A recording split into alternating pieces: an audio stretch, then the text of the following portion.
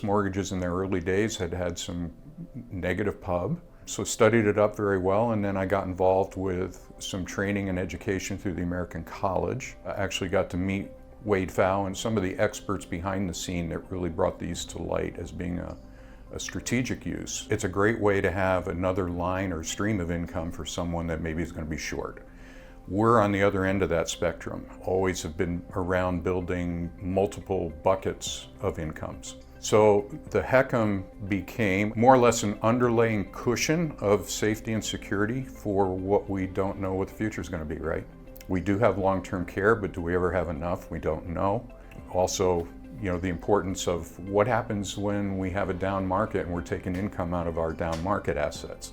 I want to be able to shut that off and go to some other resource. And a HECM is one of those tools that allows us to use what we call a buffer strategy. A lot of what I learned, was handed down from my parents, which were a World War II generation, right? Everything was conservative. And I have a lot of that I carry too. I'm very conservative with how we do what we do. But also understanding that some of the new ideas in and around mortgage and managing mortgages, a home that's free and clear, you still don't own. Because you still have your taxes, you still have your insurance, you still have maintenance and upkeep. It's still not an expense-free asset, right? All the equity that's in that home really belongs to the bank until you what? Until you borrow against it or you sell it. I always wanted to have as much out of it as I could have. I didn't want equity sitting there that had no rate of return.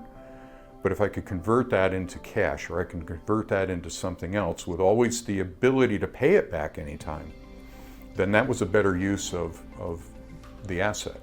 So when we got ready to retire, we had a pretty sizable mortgage. It wasn't paid off, but the HECM gave us the opportunity to be able to do that, to reverse that flow. Instead of going out, it became an income stream.